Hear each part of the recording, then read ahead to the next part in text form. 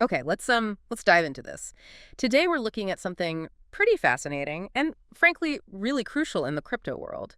What actually happens to your crypto assets when Right. when you're gone? Our sources point out this is just fundamentally different from, normal banking. He really is. The core issue, and the source material lays this out clearly, is there's no central place to go. No forgot password button, Right. no help desk for your private keys. If that access is lost or if nobody you trust has it, that wealth can just poof, digital dust. Exactly. Digital dust. And this isn't just some abstract fear, is it? The source brings up Gerald Cotten, Quadrig ACX. Oh, yeah, that case was huge. Huge. When he died, what was it? Reportedly $190 million in crypto just became inaccessible, locked away because apparently only he had the keys. Wow. Investors just left with nothing. Precisely. Yeah. And the material calls this the haunting truth of crypto. It's unforgiving if you lose access. It really hammers home that planning isn't just like a nice to have. It's absolutely essential if you don't want those assets to be lost forever. Which, yeah, brings us to the big question, really, for you listening. How do you plan for something like this, especially in a system that's kind of built to avoid needing third parties and trust?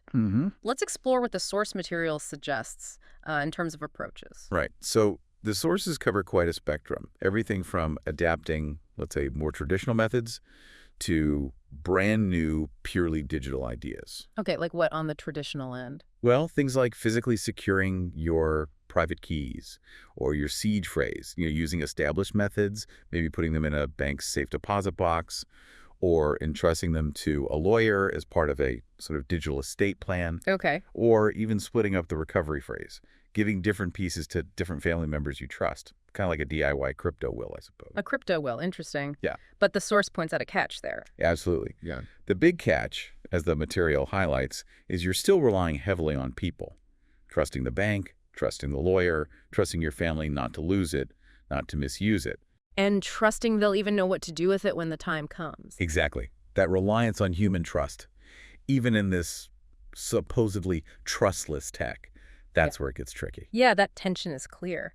So what about the more crypto-native solutions mentioned? Okay, yeah. The material gets into solutions built right on the blockchain itself. A big one discussed is multi-signature wallets, Multisig. Right, Multisig. I've heard of that. So the source explains these need, say, 2 out of 3 keys, or maybe 3 out of 5, something like that, to approve a transaction. For inheritance, you could set it up so you hold one key, and maybe trusted family, your executors, hold the others. Ah, okay. So no single person holds all the power. Correct. Access after death needs a combination of those other trusted keys. It avoids that single point of failure we saw with Cotten. But it's not perfect either, the source notes? No, definitely not. Huh. The material points out challenges like, well, just coordinating multiple key holders. What happens if one of them dies or you lose contact? It adds complexity. Okay, so Multisig helps with the single point of failure, but adds coordination issues and still needs reliable people. What about the really bleeding edge stuff the source mentioned? Yeah, it touches on things like blockchain inheritance protocols. These are still very much experimental.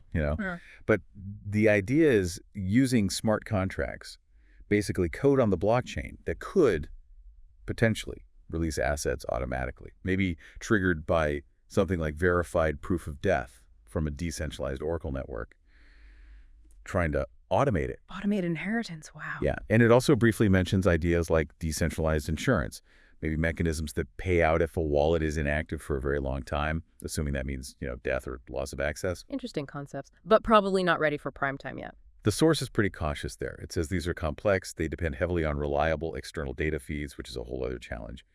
And they just haven't really been battle-tested for this specific long-term use case. So it seems like whether we're talking old school methods like storing keys or using multisig or these future ideas with smart contracts, the material keeps coming back to this core tension.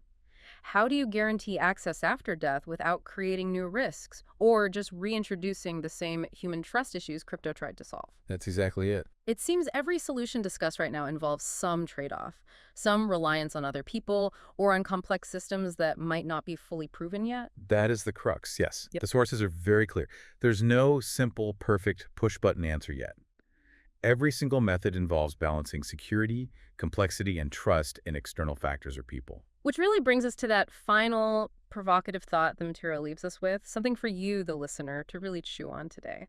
Given all this complexity and how unforgiving crypto can be about lost keys, ask yourself, honestly, right now, does anyone important in your life actually know how to access your crypto if something happened to you tomorrow?